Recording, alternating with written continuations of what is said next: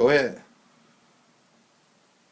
Go to the Al Prophet YouTube channel, watch my Gangsters Rap series on TEKASHI and more broadly the impact of gang culture on pop culture.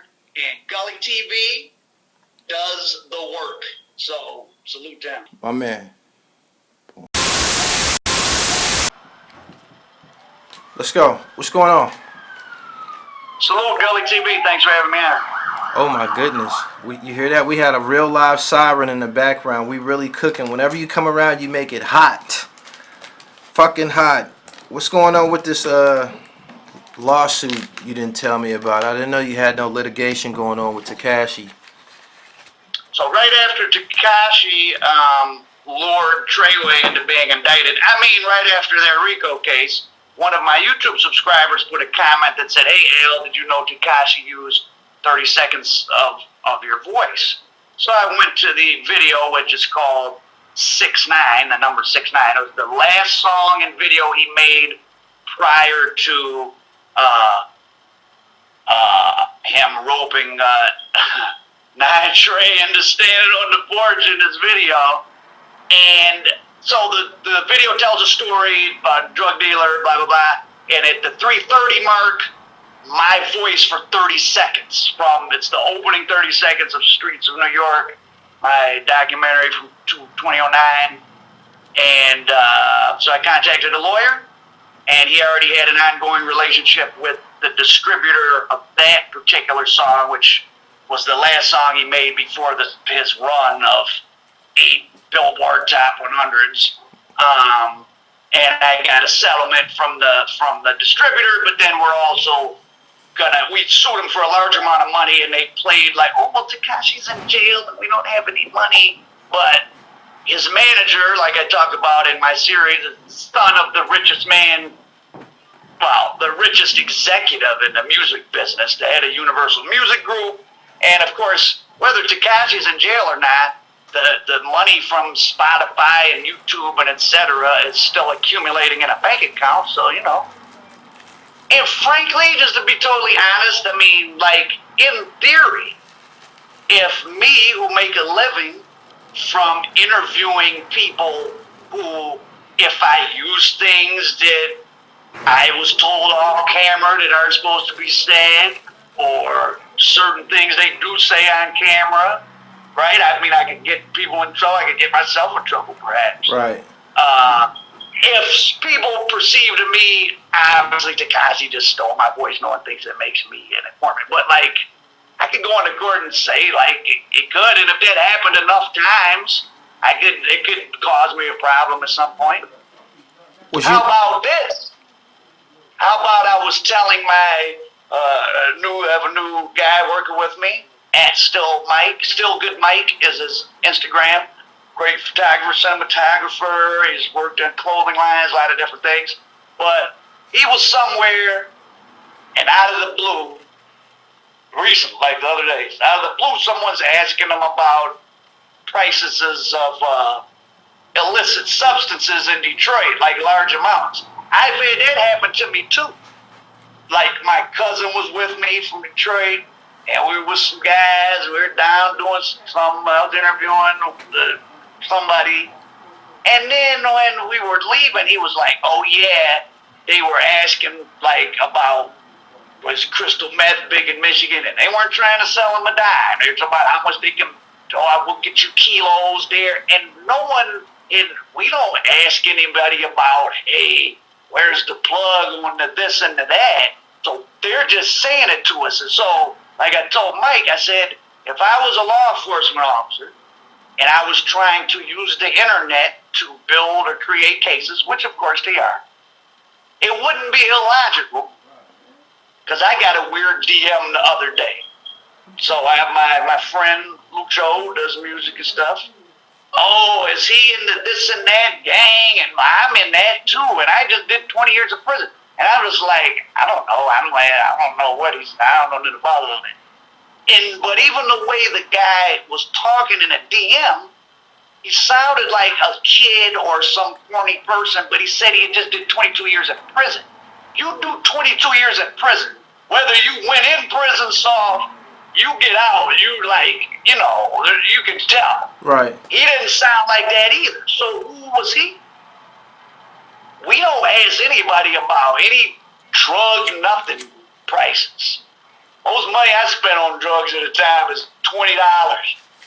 So why are you asking him about what are kilos of this and that? Why is somebody telling my cousin will deliver this and that? Is that someone fishing? Because I do interact with criminals because I interview them. But like I said, I'm sure that some law enforcement somewhere like, oh, let's throw a bait in the water to Al Prophet. It's not illogical. But that's why I don't even entertain nothing. If you notice now, I've been in LA 3 years. I did a few things on the gangs, but very limited because I like for everything I do to be organic. If I happen to meet a person connected to this or that, like that I have a real relationship with and I think highly of or trust to a degree or whatever, then I'll do it.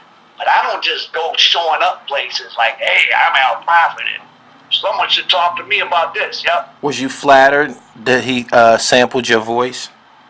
You thought you was the shit because of that? Yeah, that's a good question. That's a good question. It means that someone who knew how to perfectly manipulate pop culture used something I did as part of his little credibility campaign for himself. I mean, he was watching. He was obviously watching Gangs in New York. I mean, he's online watching content, and somebody did to give himself like some credit, like some weight. You know what I mean? Right. What I said was deep. The streets of New York have been paved with gold, but often that gold had to be dug up with the shovel of crime or some metaphor I made up. But I told you got that fucking Alfred Hitchcock voice. That shit's bone chilling. And look what it got you. Bone chilling. Bone chilling. Maybe that's not good for calling girls on the phone, though. Cherie, the guy with the bone chilling voice, is on the phone for you. What's next? I'm following the American Dope series. I'm following. Condor has been done, but I keep procrastinating at turning in the audio. But hopefully that'll be up at the end of the week. And then I'm gonna do a lot more crossover of pop culture and crime, like TEKASHI. I did that series on surviving Cash Money. Put up the surviving Puff Daddy. Right. I mean, rap is the gift that keeps on giving because everyone just tells all their business and takes pictures of it. So, There you go. It's public information. Cool. It's public information. The Gangsters Rap series. I watched a couple of them. How many episodes you got out so far? Of TEKASHI 3, but I really, from the time I got to LA, every gang member, the few interviews I did, it's falling under the umbrella of gangsters rap. And the idea of gangsters rap is the intersection of real, street activities and the music business. And, it's pretty disturbing if you really think about the corporate side of it, because if Death Row Records had been making songs about the Holocaust or kill all the white people, rape white women over and over, not one song, every song, those albums wouldn't have been put out. And Death Row wouldn't have had an office in the building. They'd be like, oh, no, you're making songs of what? So, and it's not that just I'm getting old, it's absurd that there's 10,000 rap songs with the N-word is said 80 times. I'm gonna kill this N. These are like popular songs. I took some footage one night. I was at I don't even know what the fuck it was. These things go on in LA that are at these expensive places, and you're like, what product's being sold? Who paid for this? It's this girl that I used as a model, some hipster photographer used her as a model. They like took these bondage photos in a real prostitute motel. That's the type of thing hipster photographers like to do. Let's go to a real prostitute motel. And they had them up, but it was at this real expensive gallery. Well, it was at a building in a part of town that I know it'd be very expensive to rent. And they had like 2 Helmet Lang sweatshirts hanging up in the corners. So somehow they got money from Helmet Lang. But anyways, the footage I got was of the DJ, who was a white female.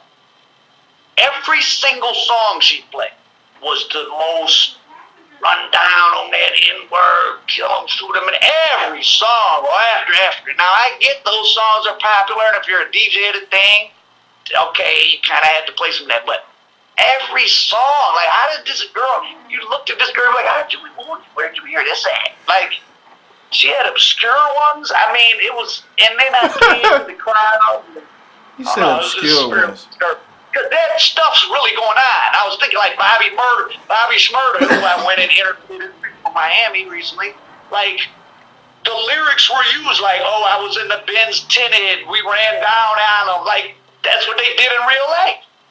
So, one person's tragedy, the victim's family, the people in prison, is America's entertainment. Like, for real. And now that I'm making it, and I know the power of when you know what you're doing in terms of putting together audio visual stuff, you got a few people looking at you. Man, people, I mean, you can really, if you want to manipulate, to get easy money, you can. I mean, that's what Tekashi's background is. He was a low-level rap video director when he was 16, 17. So he knew that's all it was about, the visuals. When I saw Gummo start, and it was him and all the people on the porch who had that stereotypical black gang member look with the red rag, I was like, oh, whoever set this up is an evil genius, because this is going to work. Because he looked one totally other way. He was Hispanic. You could see, like, when you go to these meetings with the big corporate money, like, you just see how they, we add this element, put a girl in a wheelchair, we'll get another 20,000 viewers. Put the Asian, and put the gay, and put the this, and put the that. And that's fine if it's organically part of the thing, but they're just adding pieces to add another set of viewers, Right. And I know it. Like, it's one thing to, like, everyone knows that. Like, of course, everyone listening to this, like, yeah, I know that. But, like, to know it, because you're living it, it's like, wow, people that are rich 58-year-old guys and who live in Beverly Hills in $8 million houses sit around and think about how can we use the Bloods, for example, to make me some more money by giving legitimacy to this little weirdo, creepy rapper I got signed to my label. So the Bloods went pop. That's what you're saying. Well, they didn't go pop. The powers that be that control the pop culture pick and choose what they want to pull out of that to use for themselves. People that are still living on 103rd Street in Central and can't go to a certain party store because they might get popped because they're supposedly a member of the Bloods. They didn't go pop. They're still living the harsh reality of it. But it's fun and easy to be a Blood when you're backstage at an arena in Durham, North Carolina, and it doesn't mean anything. But go stand around in the Knickers and Gardens with people. So, just, they had, I don't know if people, I just put it up today, but I did a bunch of stuff in the Knickers and Gardens. The Martin Luther King Jr. and the Gang Peace Memorials got big bullet hole chunks in them from AK-47s right now. Yeah, that's crazy. I was just watching that piece. When someone goes out to do some violence, I mean, what the fuck does a mural of Martin Luther King mean to them? But I just found it ironic. It's sad, but... That's crazy, so man. they don't want, they don't, that part of being in a gang, that's not fun. It's just like the drug dealer tales. In a Rick Ross song, when you start selling cocaine, you skip straight to having the odd and kilos. Well, who's smoking all these kilos? I mean, I had toys and money on Christmas stolen to go to the dope house by an adult in my household. Rap about that. Right. Right. You're absolutely right. You're absolutely fucking right. So, yeah, man, I appreciate your time. So you done with TEKASHI as far as court litigation and shit? I mean, a lot of people keep watching, keep putting them up. So no, there's more to do, because the whole 9 Trey blood thing is interesting, because there's other branches of that around the country that are getting RICO cases in different states. I don't know if they're connected to them. I mean, it ain't for me to find out, but like, you know, are people just taking that name? And I mean, it's bizarre. Like, little groups of losers in small towns just take a name and they go around and do some dumb shit under that name, and then, I mean, I don't know, man. It's always been. Are there Bloods and Crips in Erie, Pennsylvania? There's Bloods here. Yeah. There's Bloods. I think it's Bloods everywhere. That's what's in the rap song. I think it's Bloods everywhere. Like in the 80s, when the real Bloods and Crips were going across the western half of the country bringing cheap cocaine, that was a little different. I mean, they were planting the flag, and I could see why the people in those towns would join, because they had the cheap drugs. But now, if you're in Erie, Pennsylvania or somewhere, you're just hearing it on a song, which doesn't mean the people who make these fake versions up are violent, dangerous people themselves. They often are. They in the jails now. People come home from jail with the blood understanding. Like, just from listening to dudes, younger than me, they be saying something about the 31 days, or they be fasting, and the different methods that go on with that shit. They come home from jail with that shit. Fasting? Wait, they connected fasting with joining them. See, that's interesting. I think that's one of their laws, or some old shit. You know what I'm saying? That's new. I mean, that wasn't original. On a certain day. That's like some religious health shit. But if you're religious and healthy, what you in a gang for? So it's all this hybrid pop culture stuff being combined. And then in Atlanta, you got people that are, I'm a Crip and a GD. Well, what the fuck does that mean? Wow. I don't support it, man. I think it's dangerous, detrimental to society and shit. Or any gang activity, but as we know, they exist. But what we can't impact the hundreds of thousands of young people in these neighborhoods that are getting mixed up. But what we can do is bother the corporations and hold ourselves to a standard to not put it on our platforms. I don't even say the names of the gangs. I just vaguely say the part of town. If those who know, I'm not saying any gang names. I don't cover it. I don't do the gang content. I don't have much on my channel. I mean, I've only been doing it because it's in the pop culture. So I feel like it's important that somebody has to talk about it in direct connection to pop culture. But I don't have a single story about who shot who in 1979 and who really started this and that.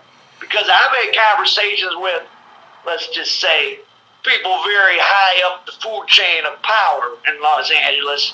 And they're like, why are these guys being interviewed who just did 20 years in prison? It's a bad thing for the kids, and I don't want it. These are people. I'm a motherfucking G. Yeah, I'm talking murder, but it's me. I'm really living everything you see. That's what you say. They love to make a lie out of me. To the day that I expire, I'm a G. I'm a motherfucking G. They would love to make a lie out of Razor. Shoot and catch him out dark with the laser.